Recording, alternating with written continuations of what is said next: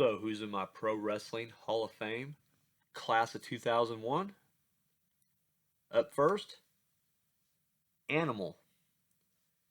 He's on half of one of the greatest tag teams of all time. The Road Warriors slash Legion of Doom was dominant across multiple promotions, bringing a path of destruction wherever they went. They had a unique look that many have replicated over the years, but there is only one LOD. Animal, Road Warriors, have won multiple tag titles in multiple promotions. They have won the Iron Team tournament at Starrcade. PWI awarded them Feud of the Year in 1987, teaming with the Superpowers versus the Four Horsemen, and the Tag Team of the Year 4 times. On this page, he has won the Top Wrestler title twice and has been in the top 10 on 2 different occasions. And as you know, if you win the Top Wrestler title, place in the top 10, and get into the Hall of Fame, you also get inducted into the Triple Diamond Club. The Triple Diamond Club is only for the best of the best. Up next, Arn Anderson, the Enforcer, one of the founding members of the Four Horsemen. Arn was a tag team specialist. No matter who you paired him up with, they would succeed and usually win the tag titles. But he also excelled in singles and may be considered the greatest TV champion of all time. He was a 4-time TV champion and a multiple-time tag champion. PWI ranked him number 9 in the PWI Top 500 back in 1991. PWI awarded him the Feud of the Year award, Four Horsemen versus Road Warriors and Superpowers, Tag Team of the Year twice, and the Stanley Weston Award. And on this in this page, he placed in the top 10. Up next, Bam Bam Bigelow. Bam Bam was one of a kind. For a man his size, he was super agile and could do things that men half his size would have trouble doing. This journeyman would amaze fans no matter which promotion he went to. Speaking of which, just about every Fed he went to, he would usually make it to the main event. He's a former world, TV, hardcore, and tag champion. In 1994, PWI ranked him number 24 in the PWA Top 500. And finally on this page, he has ranked in the top 10 once.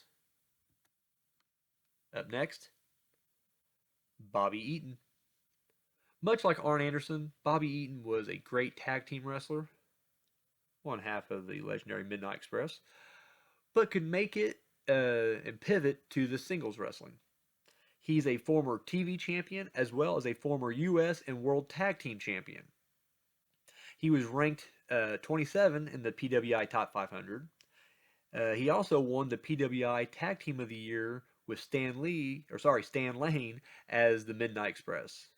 On this page, he is ranked in the top 10 2 different times. Up next, The Disciple. Whether you know him as Bruce the Barber Beefcake, Brother Brutai, The Butcher, Zodiac, The Booty Man, or The Disciple, he has had a long career and has always been able to adapt to the times, for better or for worse. And you can snicker all you want at this induction, but you cannot deny how popular he was back in the late 80s, early 90s as the Barber. Go back and listen to those reactions. He's a former tag champion and was ranked number 75 in the PWI Top 500 in 1995. Up next, Fabulous Moolah. A pioneer in women's wrestling, this legend holds a record for longest reigning women's champion ever, and in her advanced age was still wrestling up until the late 90s. She's a former women's champion. PWI awarded her the Stanley Weston Award, and she's also in the WWF Hall of Fame. Up next, Hacksaw Jim Duggan.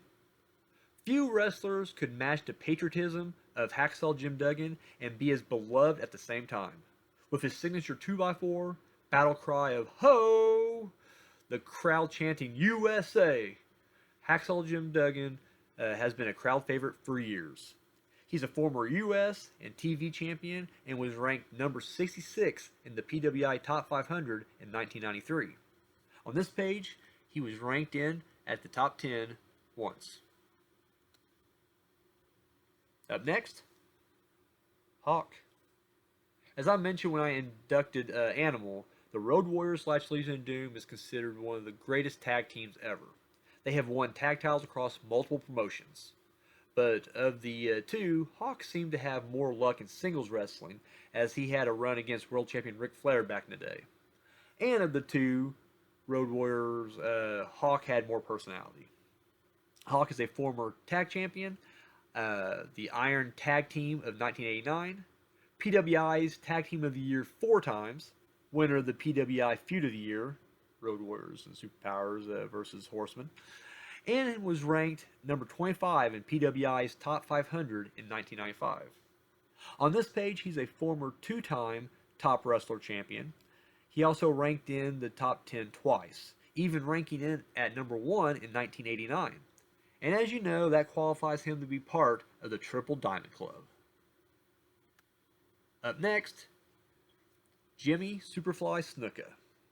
Known for his exciting high-flying style, Snuka has been a popular wrestler since the 70s.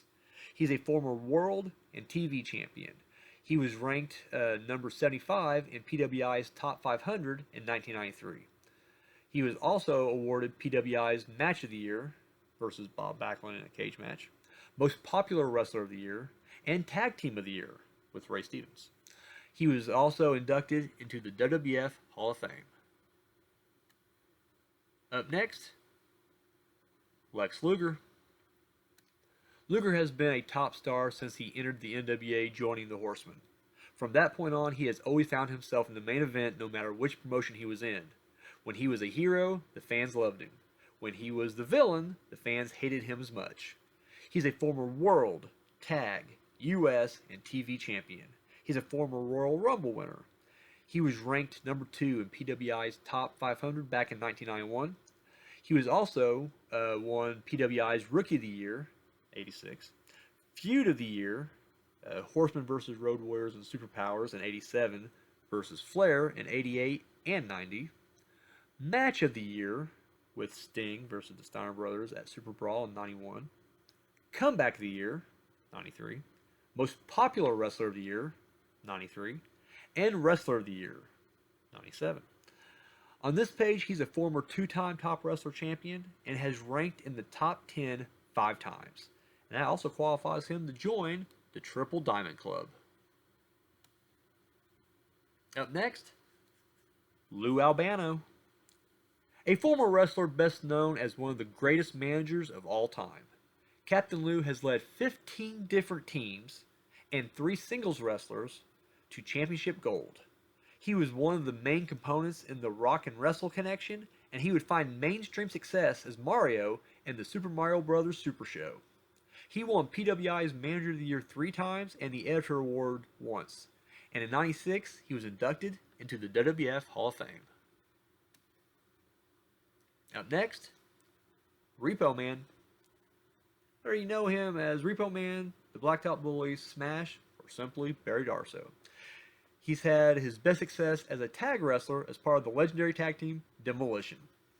He's a former US and World Tag Champion. Up next, Ric Flair. Woo! There is only one Nature Boy, considered by many to be the greatest pro wrestler ever. He was Mr. NWA/WCW, founding member of the Four Horsemen, put on one of the greatest performances in the Royal Rumble in '92, winning it from number 3, a 16-time world champion, truly a living legend. He's a former world, US, and TV champion. He's a former, he was WCW's first Triple Crown champion, Royal Rumble winner.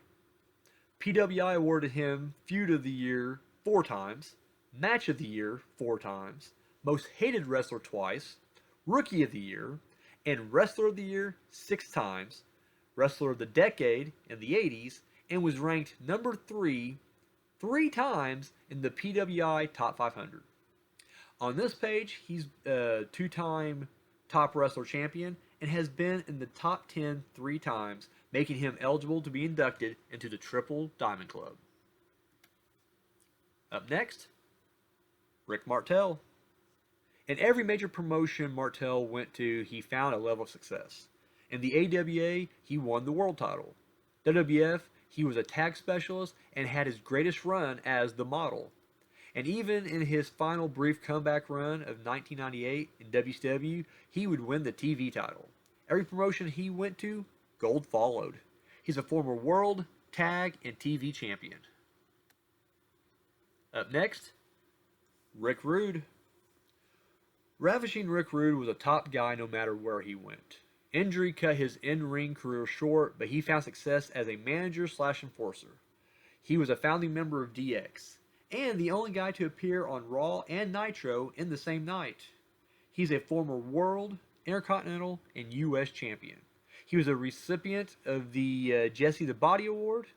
PWI awarded him the Most Hated Wrestler of the Year and ranked him number 4 in the PWI Top 500 in '92. On this page, he was ranked number 5 in the Top 10 in 1993. Up next, Rick Steiner. With his brother Scott, they formed one of the greatest tag teams of all time.